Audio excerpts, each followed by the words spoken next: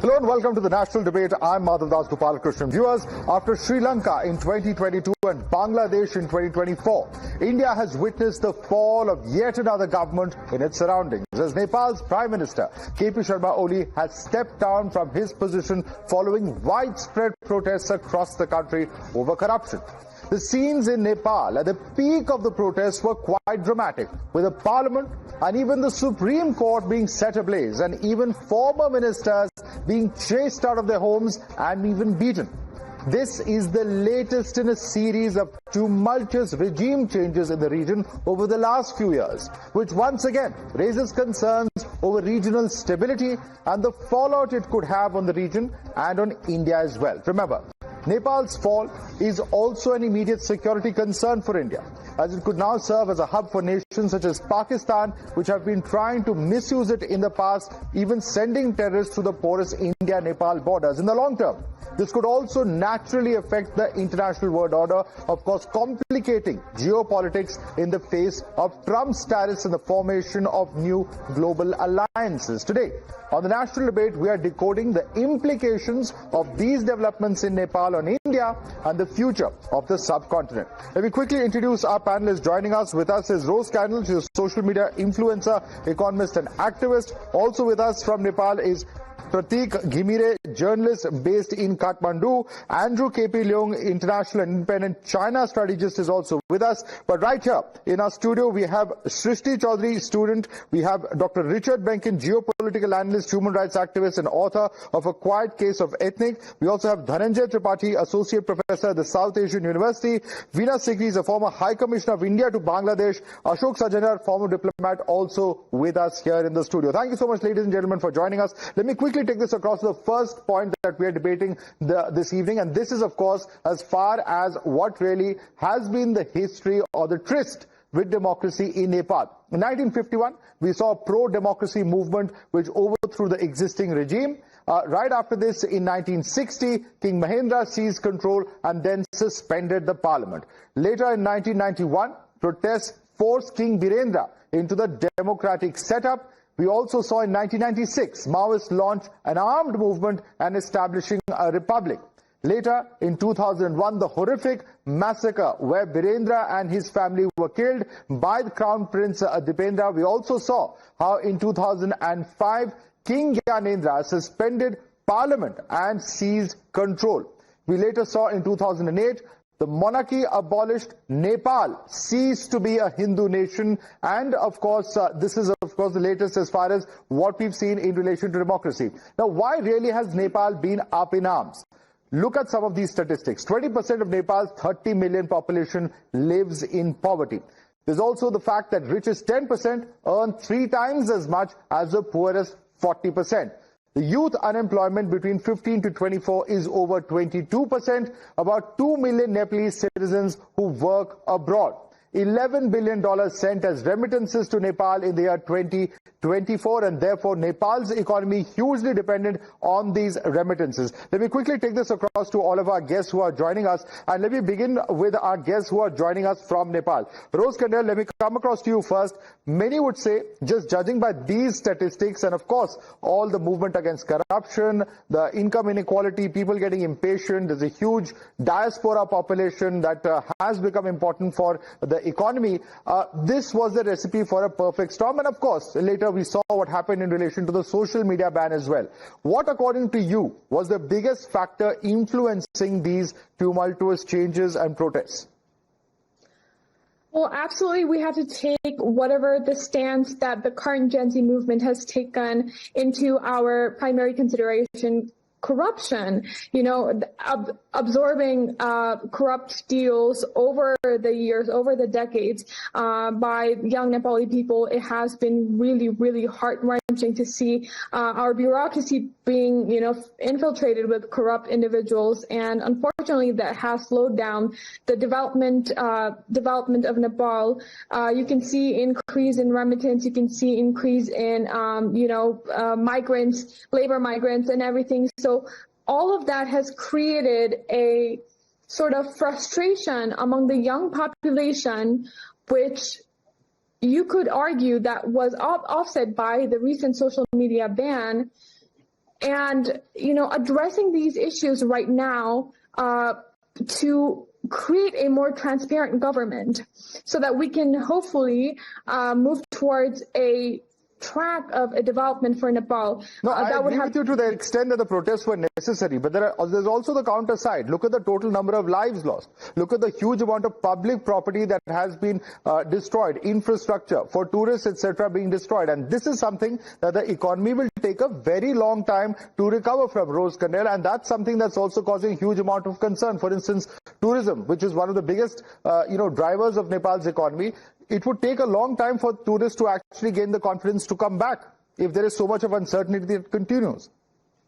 Absolutely, you're totally right. The destruction were totally not, predicted. We were not expecting this amount of infiltration, and we were not expecting this amount of violence. We weren't, the Gen Z movement wasn't trying to do anything violent at all. They initiated a peaceful protest, and unfortunately with infiltration from different political groups and, a lot of different people outside of this movement, it has caused chaos and violence, which is totally heart-wrenching, and it's definitely going to take a step back for the economy of Nepal. Absolutely. Let me bring in some of our panelists over here as well. Veena Sikri, a lot of parallels are being drawn. What's happened in Bangladesh, what's happened in Nepal, what's happened in Sri Lanka. And the one thing is that all of these mobs don't seem to have any one single leader. They all attack these government institutions, and look at what the fallout has been in Bangladesh, where you've had a rudderless regime that has gone on to, change completely the course of Bangladesh, and whether they're really acting in the interest of the nation or not. And certainly, of course, not in the interest of its neighbors, it seems, from what's happening. What's the real danger that could happen in Nepal? Well, I think you're absolutely right. There's a striking similarity between what has happened in Sri Lanka and then most recently in Bangladesh a year ago and now in Nepal. And, these movements in each of these countries claim to be leaderless, but suddenly you see a hidden hand behind coordinating very sharply all the movements. Look at that, what happened in Nepal. You said it's a leaderless movement and there was a peaceful protest, but suddenly, without any warning, such extreme violence and brutality broke out. And both in Bangladesh and in Nepal, you see the attacks on all the institutions of democracy, as though they want anarchy. It's a complete mobocracy wanting anarchy. So like in Nepal, it's all the Singh Darbar, the administrative head of the government there, it's the parliament, it's the Supreme Court building, it's the, political party headquarters, and brutal killings, attacking ministers' wives and tearing off their clothes. I don't know what it's meant to prove. And in fact, the hidden hand is something that seems to be common, because even in Bangladesh, there were trainings given earlier, how to be anti-Sheikh Hasina, how to have music, youngsters, with music and rap music, being anti-Sheikh Hasina. Here too, in Nepal, there were trainings. In fact, I remember at one point, even President Trump mentioned the amount of aid going to Nepal, huge amounts, and being given for trainings. And now, recently, there has been a public, statement or an analysis on X saying that this is because the Nepal government, very pro-Chinese, wanted to actually stop their support for the Western internet groups like Google, etc., and go in for the Chinese Google group and, eliminate the Western groups. This was one of the big issues that was apparently there, and that was perhaps what caused it. But I think that this feeling that it's not really the people of Nepal who've done it but have been goaded into it is growing even in Nepal, and a lot of feedback from there is coming from that. And look at the way the jails were broken open. Absolutely. Bangladesh the same thing, Nepal the same thing. Absolutely. In Nepal it was to release Rabi Lamichhane, and in Bangladesh it was to release all the Islamists, all the people who had been imprisoned because of their violent activities by Sheikh Hasina. They were released. And in Nepal, together with Rabi Lamichhane, thousands others got free, and many of them have come to the Indian border. So, obviously, where India is not involved in it at all, it's an entirely an internal matter of Nepal. But certainly for us, when all these people come at the border, there are massive cultural ties, people-to-people contact. They who are stranded, tourists, pilgrims, and it's an open border pretty much as far as India and Nepal is concerned. Number of points you made there, in fact, Veena Sikri. But let me get in Prateek Ghimire on that for a counter from Nepal. Prateek Ghimire, is there a sense now that several days since the violence began, that there's a possibility that there could be an outside hand and not so much an spontaneous movement, but something that's more organized, because people are saying, how is it possible that suddenly, within 48 hours, all of these institutions were set ablaze? There's so much of violence that's breaking out for something that's leaderless, rudderless in that sense. It does appear to be quite strange. Pratik. The Gen Z movement, which was started, has come to a certain conclusion, of course, because the demand was to dissolve the parliament and to make an interim government, which will in next 6 months or 1 year hold a new election of parliament, and then the political course in Nepal will be set anew. So right now, this is the breaking news, and what I want to tell you regarding... But is there a foreign hand? There is a perception that there could have been a foreign hand. What do you think about that? I don't think so, because me being a journalist, but I'm also from a Gen Z group or Gen Z community, or I am from that age group, let's say. So what I think is this was not because of social media ban. Social media ban was just a tipping point or turning point. This is really because Nepal's young population has been unemployment, and the unemployment problem in Nepal is from so far, the economic inequality and everything, the problem, the corruption and everything is in Nepal from very back, and all of these problems were in a place. And this social media ban, social media was a civic space for Gen Z or young population, where they used to express their ideas and everything. But again, banning the social media was banning a civic space, was against the freedom of expression and freedom of speech. So this only became a tipping point or a turning point to fuel a movement. So no, nobody has a problem with the Gen Z movement, sir. All of the concerns that you raise are valid. The problem is with the violence. When you talk about, speaking for an anti-corruption movement, and yet you burn down a newspaper which has been exposing corruption in Nepal, that's absolutely bizarre. Yeah. So what I think in this, that there was no one single leader of this movement. Everyone was involved on their own. So when there is no a single leader, you can't control all the people in the movement from one person or in a single direction. So when that happens, the opportunist groups and every others already can involve in that, and with their opportunist ideas or what they have been trying to do, they did all this violence. So which are these opportunists is a big question at this point of time. I think let me bring in Mr. Ashok Sajanar on that. Who are these opportunist groups who've perhaps taken advantage of all the chaos, all the confusion on ground and actually unleashed this violence? Could there be vested interests involved? And we really don't know. There's nothing really to prove which these vested interests are at the moment. Yeah, thank you very much, Madhav. You're very right. I think as far as the Gen Z movement as such is concerned, and some of the other members, they claim that, their protest was supposed to be peaceful. It was really initiated by Hami Nepal, Sudan Gurung, and he had asked these youngsters basically, to come in their school uniforms, and they would come and peacefully go and protest about that.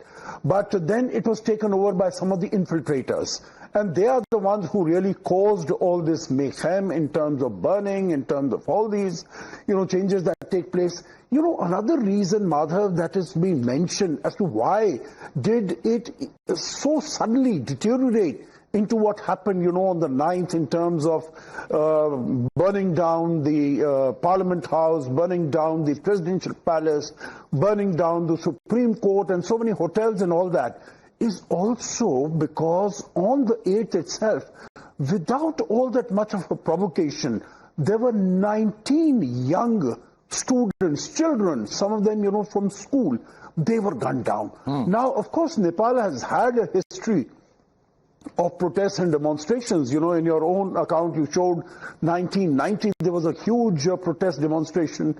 2006, there was huge. But this number, that time also in 2006, 19 people killed, not children, people killed over a span of 6 months, not over, in one day. Right. And I think that is what really angered the people, and I think they really lashed out and went around, because that is something that they, there was this feeling of vengeance that you have killed our children and we are going to sort of, take revenge on you. So I think from all accounts, you said, it was all sudden. But the last point I'll make here is, I think it had been long in the making. It was not all that sudden. It was all pent-up frustration, pent-up anger. All these things that have been spoken about as far as the economy is concerned, malgovernance, corruption, non-transparency, lavish lifestyle. Right. And then the whole thing was, it had become a revolving door. Meaning there were these three prime ministers, Oli, Sher Bahadur Daiba and Prachand. For the last 10 years, they are the ones who had been interchanging the position of the prime minister. Absolutely. So the people had got fed up and tired. And this social media ban was the last trigger. It was a spark.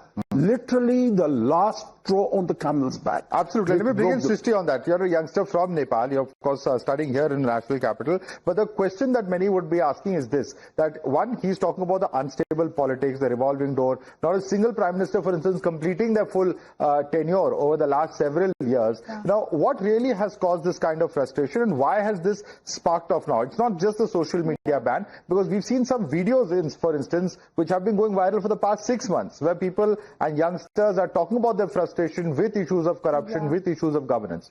What is your analysis of this? So basically my whole life was in Nepal. I studied in Nepal, and when I was growing up, I could hear people talking about corruption, about government, about what government is doing, what government is not doing. I could see my friends leaving for opportunities for employment out of Nepal, and there was a big question in my head that why are they leaving? Why are they leaving their own country? And when it was my turn to leave Nepal, I knew the reason. The reason is there is no employment, there is no opportunities, there is no nothing. And the reason behind this was the government, the corrupted government. And lately when the youth started to show the reality of politicians and their lifestyle, they could not take it. So they decided to ban the social media completely and ask the youth to register on all the apps. They banned 26 social media apps and they asked them to register it.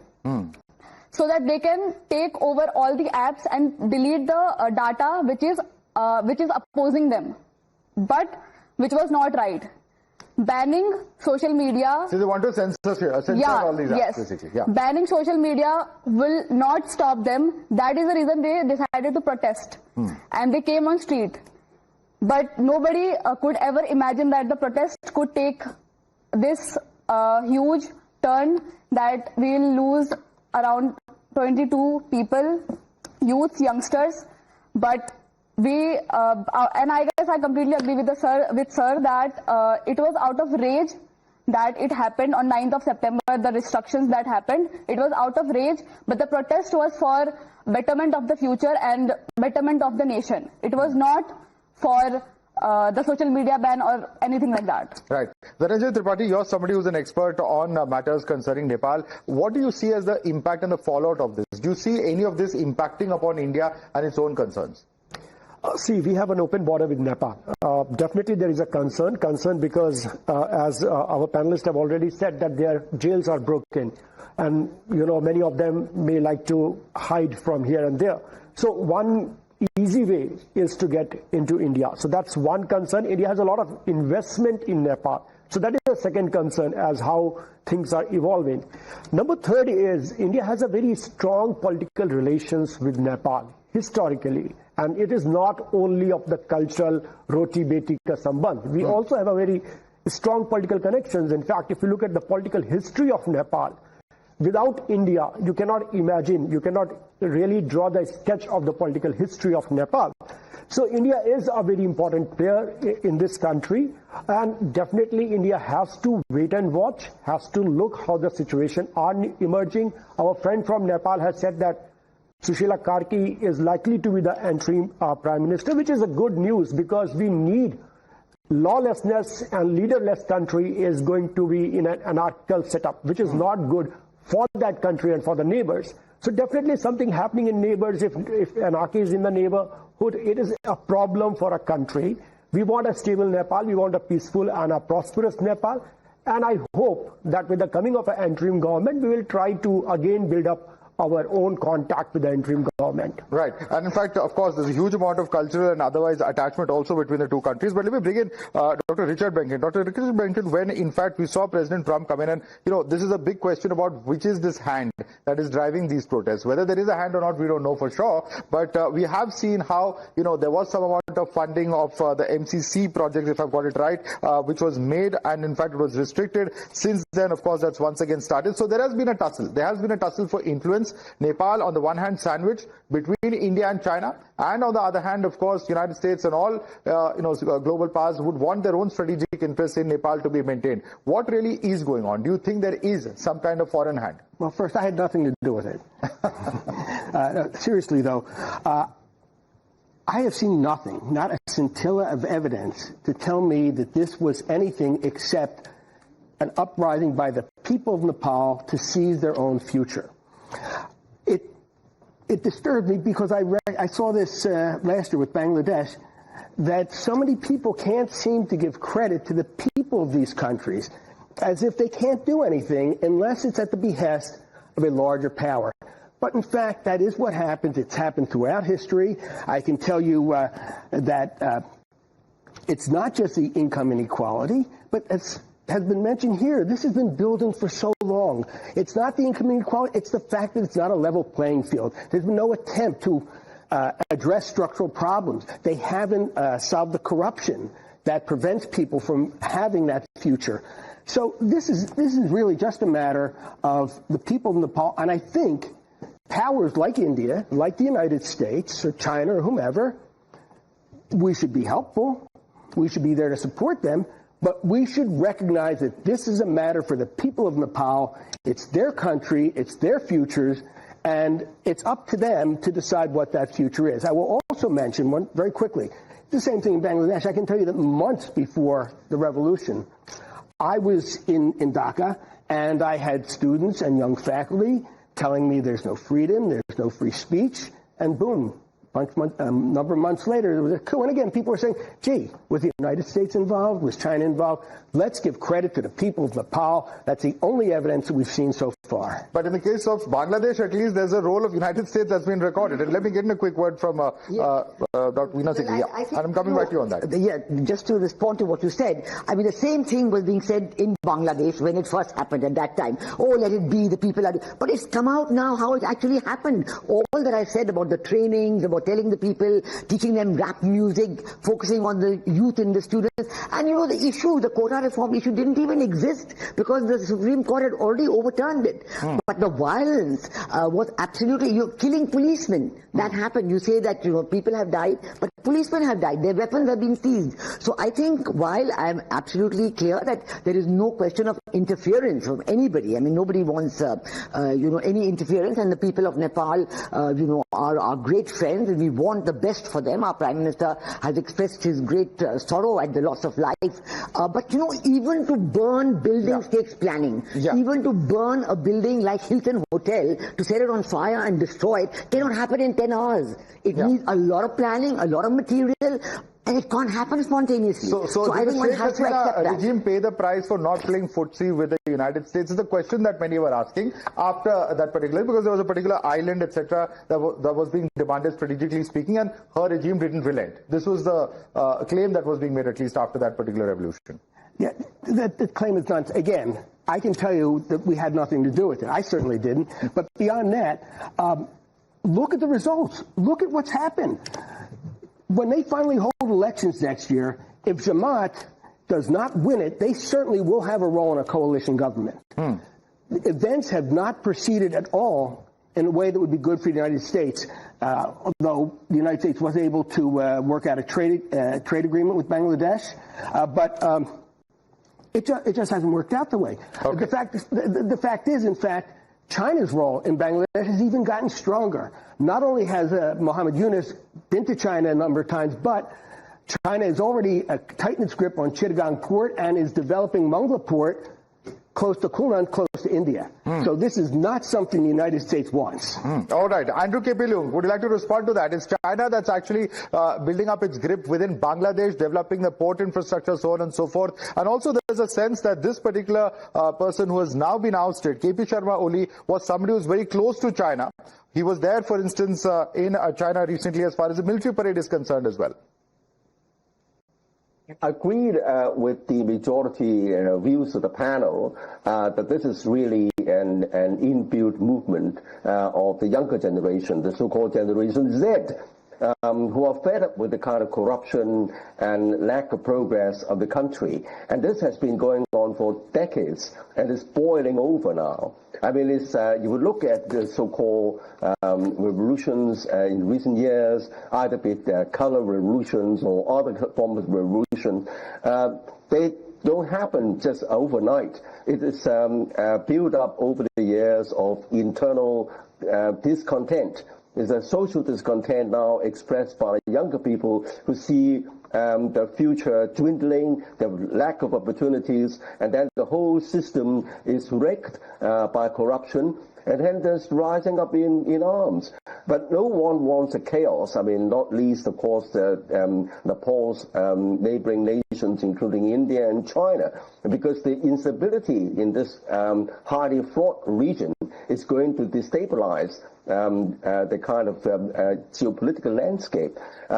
So I think that the country should watch it carefully. Of course, no neighbors and the international community do not want this situation to descend into violence and destruction. But I think that at the end of the day, the Nepal people is going to select a new leader. And then the social discontent would translate itself into various programs to address these ills or perceived deficiencies. And then at that time, when the situation stabilizes, then neighbors could come in to help with the Nepalese people, either in economic development or other kind of measures. But I think that both India and China do not want to have a disorderly and chaotic neighbor, particularly Nepal is really a linchpin of the stability of the border disputes between India and China. So I think that it's in the interest of both countries, now that the relationships are being recalibrated between India and China, to see a more stable Nepal, a Nepal which is grappling with its age-old problems of corruption and also the social backwardness, and giving the opportunities to the younger people. I think that that's what all neighbors want. This is, of course, why this is such a huge issue of concern as far as India is concerned. Let's quickly get those graphics up on the screen. Why Nepal matters to India, not just because of the 3.5 million Nepalis who work or live in India, but also, of course, the 1,750 kilometers of Nepal's long border with India, a lot of which is, in fact, quite porous and open. There are 32,000 Gorkha soldiers of Nepal who serve in the Indian Army as well, and $8.5 billion is the annual India-Nepal bilateral trade. Let's take a look at some of the other aspects as well as far as the India-Nepal relationship is concerned. India is also keeping a very close watch on those developments, because it has been talking about India's adversaries in this particular area. In fact, to weaponize in the neighborhood as well is one of the concerns. It may complicate geopolitics in the face of Trump's tariffs and the realignment there. Can restructure international order amidst regime changes. China and US tensions amidst the instability can also make the region further tense. Let's take a quick look at some of the other security concerns as well, if we can quickly get that up on the screen. There are serious security concerns that India also has, and this is one of the biggest ones. Nepal has long been misused by the ISI, has been sending terror across the border. We've seen the Bihar police, of course, on high alert after intelligence alerts coming in from there. The intelligence has also been talking about 3 Pakistan terrorists attempting to enter India via Nepal. 13,000 prisoners escaping from from jails in over 70 plus districts. There's also, of course, the SSB, which has detained 63 Nepal prisoners at the India-Nepal border. Let's quickly get this in fact, from the security perspective as well. All right, there is also the larger issue of regional stability. We've seen what's happened in the neighborhood of India. This is 2021 in Afghanistan, where Taliban swept into Kabul after US's withdrawal. We've seen what's happened in 2022 in Pakistan, with the Imran Khan government ousted after a no-confidence vote. In Sri Lanka in 2022 as well, the economic fragility led to government's collapse at that point of time. In 2024, in Bangladesh, the job quota stir led to Prime Minister Sheikh Hasina's ouster as well. And of course, 2025 in Nepal, where the anti-graft protest has led to PM Oli's resignation. Ashok Sazinar, I'd like you to come in on this, because there are a whole series of concerns. Not only do we have ties, the roti-beti relationship, which one of the other guests was talking about, but there's also very serious ties as far as defense are concerned. There's a Gorkha regiment. We know the special arrangement that we have as far as our chief of army staffs are concerned, so on and so forth. So there are historic ties, and there are very real security concerns at the same time, which could also go, a bit awry if things are not handled properly. No, you're very right, Madhav, and I think the Indian government has been making very proactive efforts to reach out to the Nepalese government, particularly over the last 10, 11 years, meaning I could give example when Prime Minister Modi went within a few months when he came to power in 2014. He was sworn in May 2014. His first visit to Nepal was in early August 2014, and that was the first bilateral visit by an Indian Prime Minister to Nepal in 17 years. So I think India has been paying a lot of attention in terms of reaching out. And, your listeners and viewers might recall what Prime Minister Modi had said, that we will buy hydropower from Nepal and make it into a developed country. And I think that is what the idea was. Our relations, over the last few years, Prime Minister has gone there 4 or 5 times. So our relations were good, our relations were strong, although we've seen that Mr. K.P. Sharma Oli, being a communist, he was leaning much more towards China, but still at the people-to-people level. But what you mentioned as far as the security issues are concerned, that is huge. In addition to all this that you mentioned, Madhav, you could also add that the IC-814 aircraft, that was also, took off from Kathmandu, and it was hijacked. And then it had been taken to Kandahar, first to Amritsar, then to Kandahar, and it had gone from there. So I think this is a porous border. You mentioned 1,750 kilometer long border. So I think what India really needs to do is to keep, it has been in touch with the political parties in Nepal, but I think they are, at least for the time being, they are in the background. So whoever are the new leaders from Gen Z in Nepal, I think India will need to reach out to them. There are 2 paths before Nepal. There is a path of Bangladesh and there is a path of Colombo. And how quickly you arrive at building up a new system, making sure that this new constitutional system that you've struggled for, your country has struggled for decades, and it has come through, that all of this effort doesn't go into waste, and that you get into the act of governance, which is why you had these protests in the first place happen at the earliest. Absolutely right. I mean, the concerns, they're very valid. They're extremely valid. But what we have to also understand is that, everything has happened in such a short time frame.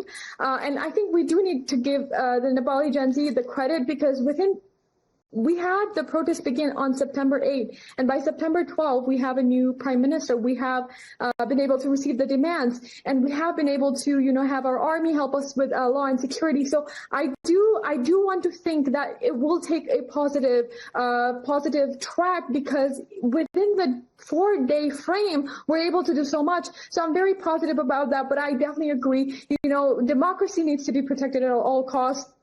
Now is the time. We have, appointed a new leader. So now is the time to, get our think tank, get our policy analysts together, and try to understand where we're going to go from now on. taking in the needs and wants of Gen Zs, creating a new leadership, creating a system where you directly elect a prime minister, which was one of our biggest demands. That changes the game for everything, because in Nepal, prime minister, they are the ones to make the big decision. So being able to elect them, the citizens directly being able to elect them is a huge winner already. And so I really, hope with all the knowledge and the wisdom that we have, we're able to create something new, innovative, protecting our democracy, and also pushing us towards the path to where Gen Zs wanted us to go, the path of development. And the stability of Nepal is very crucial to all the geopolitical forces around us. It's crucial to India. It's crucial to China. And hopefully this new movement, it will create an optimistic form of stability and development. Absolutely. And help. Let me bring in Dr. Richard Benkin again. Dr. Richard Benkin, here's the quote that I want to actually get you on, because this is what was stated in Bangladesh. I'm taking you back to the argument of Bangladesh. US State Department official Mike Benz had said he had revealed that the USAID and affiliated organizations had orchestrated efforts to undermine the Bangladeshi government in a bid to secure American interests. This has been stated by a State Department official. So therefore the concerns are, could the similar script be playing out in Nepal? Okay.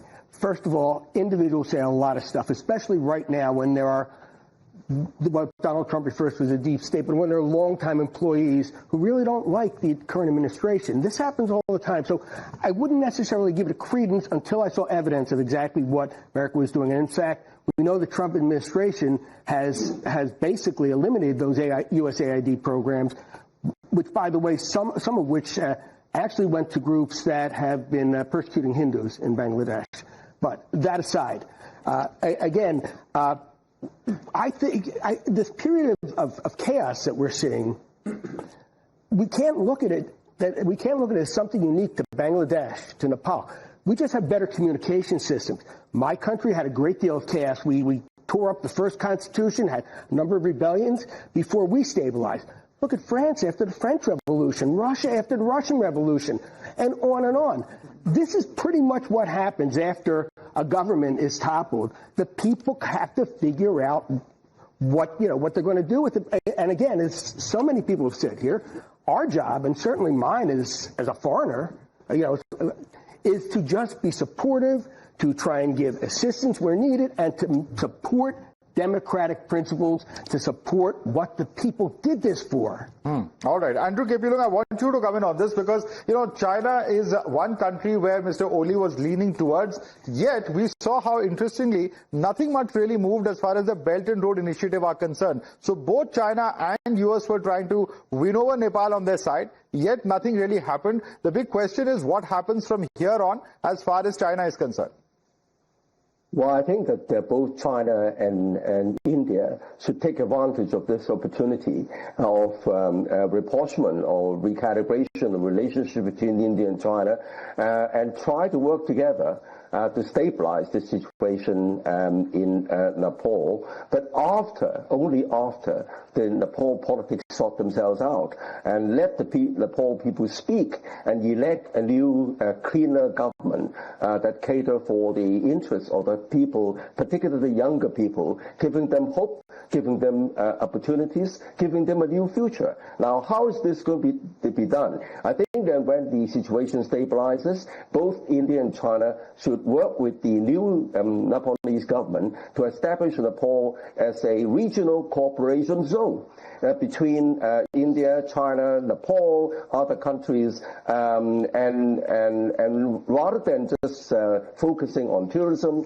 but focusing perhaps on a new economy, especially the young people, the Z generation, the AI and various kind of technologies, and also rather than heavy reliance on energy and agriculture, looking at the future. And I think that there is also building infrastructure, necessary infrastructure. So I think that these offer huge opportunities for both India and China and the new Nepal government to work together to bring a new future for Nepal, a new future for the Nepalese younger generation.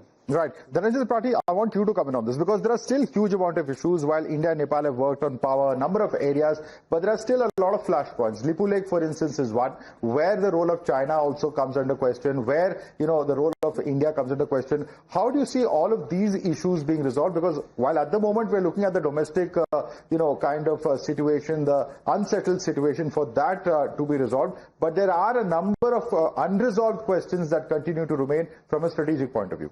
Madhav, you brought an excellent point, I think. Why India, Nepal, what all we talked about, the border problems, how it happened. Actually, it was the Prime Minister Oli. Whenever he was in a kind of a pressure in a domestic politics, he has used India card, and to build his political capital. And this we have seen over the years. So he has passed a map in the parliament. He brought the map in a currency note. All of it. And he never visited India, despite his many tenures, right? Yeah, so it's all because of that. And we have such a mature relation, India and Nepal. We just need to sit together and resolve it. But it was on his side that he, look at his statement, even today. What he's saying, he has given a take on India as well. So I think it's all primarily because of Oli and his old political, the way he has conducted himself over the years. And he supposed to be a very authoritarian. At the end, we have seen in last 1 year, he was not listening even to his alliance partner. And that has led to this kind of a situation. And the way he handled this protest, in fact, what was required was a little bit of sensitivity towards these young people.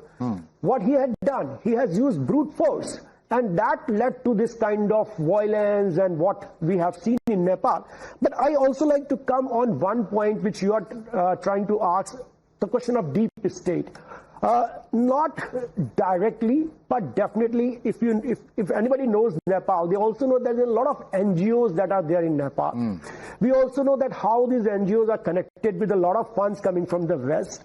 We know that US Embassy in Nepal maintain a very good contact with the young people there.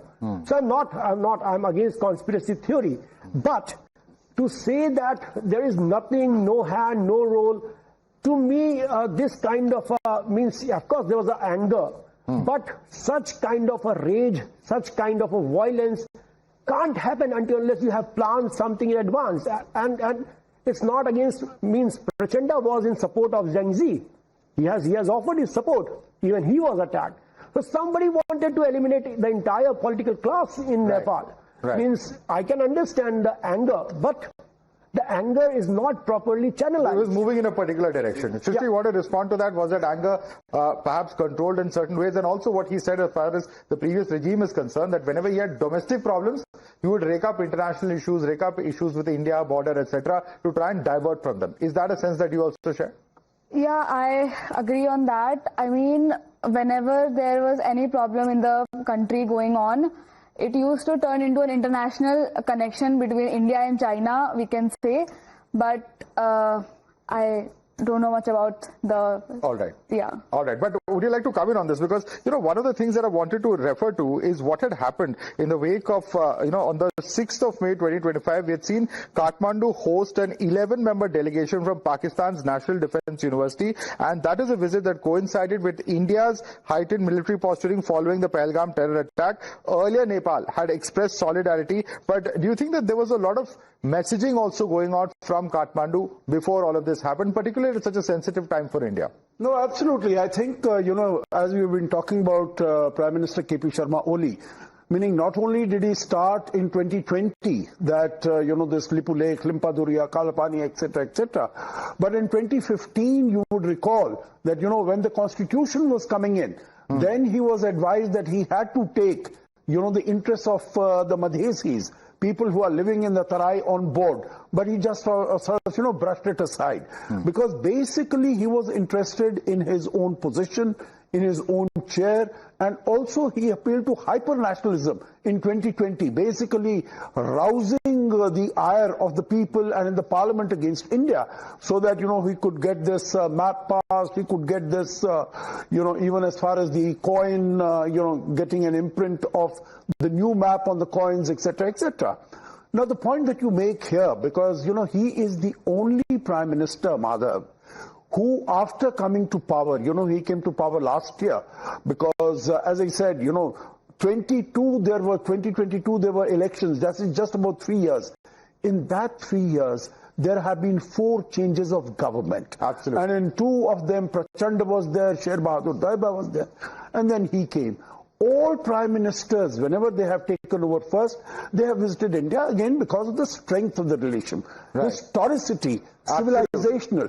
But as far as Mr. Oli is concerned, he went to China just to send out a message. And so here he was hobnobbing with countries that are inimically or as, adversarially. Absolutely. And that's the big lesson. When you ignore lessons of history, this is what tends to happen often. And because the two countries don't just have historic ties, whether it comes to the common border, common, religious ties, social ties, cultural ties, linguistics, etc. But there is history that is far more deeper that binds the two countries. And that's really something that is a big message going out of here. Veena Sikri, Ashok Sajanhar, Dhananjay Tripathi, Srishti Chaudhary, Dr. Richard Benkin, and I guess from outside, Rose Candle, Prateek Ghimire, as well as Andrew K. P. Leung. Thank you so much for joining us on this edition of the National Debate.